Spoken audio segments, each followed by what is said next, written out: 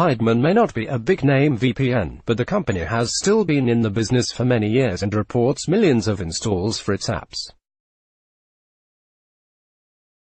The company offers more features than you would expect for a small VPN, with more than 20 locations, ad and malicious website blocking, direct, onion and I2P access, and clients for Windows, Mac, iOS and Android, as well as a Chrome extension.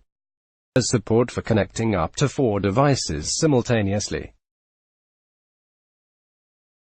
That's fractionally below the industry average of 5, but still better than some top competitors. The excellent ExpressVPN only supports 3. Torrents are supported, though only with the Turkey location.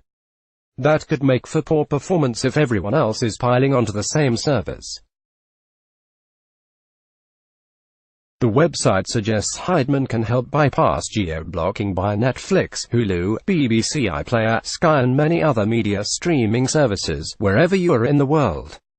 You can try the service with a free plan, if you can live with the multiple restrictions. No choice of location, the client automatically allocates one for you. Speeds may be limited at peak times, only 4 sessions of up to 1 hour each are allowed per week, and there's also some logging, more on that later. The mobile plan allows connecting up to 4 mobile devices simultaneously for an excellent $2.90 a month, dropping to $2.07 with the annual subscription. Hideman's ultimate plan covers up to 4 devices of any type, mobile, desktop, gadget, whatever, for $9 a month, dropping to an average $5.75, £4.60 a month on the annual subscription. That's less impressive, as you can subscribe to some big-name competitors, CyberGhost, NordVPN, for under $3 a month if you're willing to sign up for 2 or 3 years. Hideman's range of payment options is highlighted though. Along with PayPal and cards, you can use Bitcoin, Yandex Money, OKPay, Mobiamo, WebMoney and more. While Hideman does keep some logs on its free users, the company says it doesn't keep logs on its paid users. Image credit, Hideman. Image copyright, image credit, Hideman. Privacy. While most VPN providers do their best to pretend they don't log anything at all, ever, the Hideman website warns that it does record some information for free users only. Apparently, this includes the account used for connection, the destination IP address, presumably the IP address you're allocated, the volume of information transferred, and the time of initial transfer of information for the last 14 days of account use. While this isn't ideal, the company says it will only ever release information if it receives claims that an account has been used for hacking, using other people's payment information, distributing spam or child pornography, or threat to human life and health. As we write, Hideman's warrant canary says it's never been requested to log information, so this logging isn't likely to be an issue. Hideman has no details on its logging policy for paid users beyond this very brief FAQ response. Do you save access logs? No. When the VPN world is beginning to move to public auditing of systems to verify providers' no-logging claims, see TunnelBear, VYPR VPN and more, we think it's no longer enough for providers to just display no logs on their website and expect everyone to trust them. To minimum, Hideman should explain in more detail how its systems work. Ideally, it should have its systems and software audited, too. Apps. In a world when some small VPNs have just 1 or 2 apps, maybe none at all, it's impressive to see Hideman has something for Windows, Mac, iOS and Android, and even a Chrome extension. This isn't quite as good as it seems. The Windows client hasn't been updated since 2015, the Chrome add-on since 2017, but it still shows the company has genuine VPN expertise. Setting up the Windows client was quick and easy, with the installer completing its job within seconds. The client interface is small and simple. A status panel displays your current location, a connect button automatically connects to the best server for you, and there's not much else. Opening the settings box reveals some advanced options, including a choice of OpenVPN TCP or UDP connections, a kill switch to protect you if the VPN connection drops, proxy and port forwarding support, and an anti-DPI mode to help connect in countries which actively block VPNs.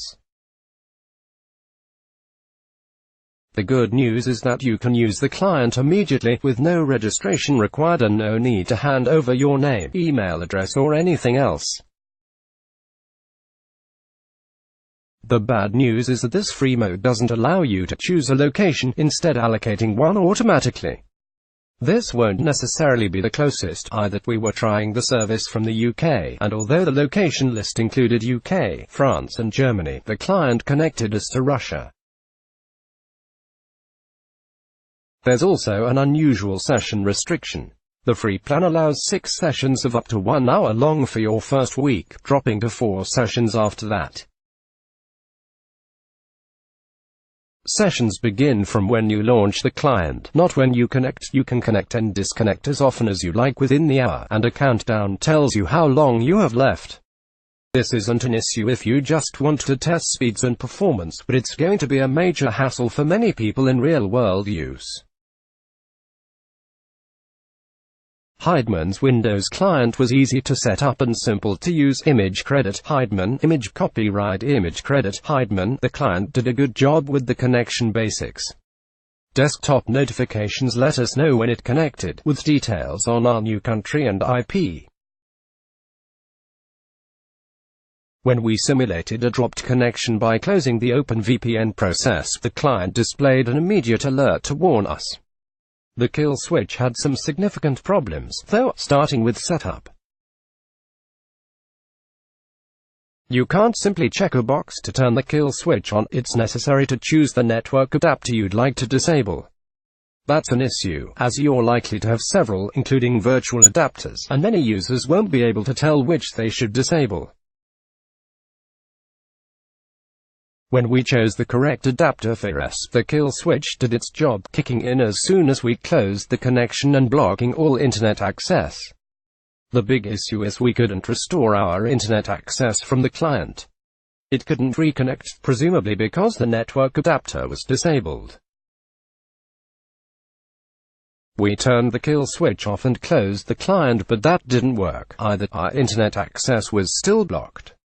Experts can easily restore connectivity from Windows. Run NCPA Corporal. Right-click the adapter, select Enable, but many users won't realize that, and with internet access blocked, they won't easily be able to search for the answer either.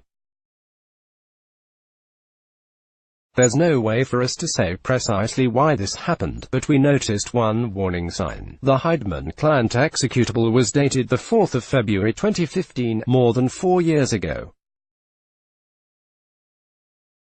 That tells us both that problems are to be expected as the client isn't being patched to deal with Windows updates and other changes, and that Hideman isn't very interested in improving the client or fixing problems. If something doesn't work as you expect, the chances are you'll have to learn to live with it. We test the performance of every VPN we review using OpenSpeedTest. Image credit OpenSpeedTest Performance. Hideman VPN's free plan has multiple restrictions and limits, but does it at least have decent performance, we wondered. Not according to our tests. We connected multiple times, but our download speeds remain disappointing at 2 to 6 megabits per second. Upgrading to a paid plan didn't make as much difference as we hoped, at least with our nearest UK server. Peak speeds increased, but our lows were even lower, with performance ranging from 1 to 30 megabits per second. We had much better results from nearby European locations, with the Netherlands hitting a capable 60 to 64 megabits per second. US performance varied hugely over time and between servers, with download speeds ranging from 10 to 50 megabits per second. That's well below average, although still usable for many applications. With the disappointments mounting, we didn't have much hope for Hideman's claims to unblock content from a range of streaming sites. But we turned out to be wrong. The service ended our review on a positive note, allowing us to view BBC iPlayer and US-only Netflix content without difficulty. Final verdict: Hideman was a decent VPN a few years ago, but it's not kept up with the competition, and whether you're looking at the network, performance, apps, or the support site, you'll get more for less with other VPN providers. Let's block ads. Why?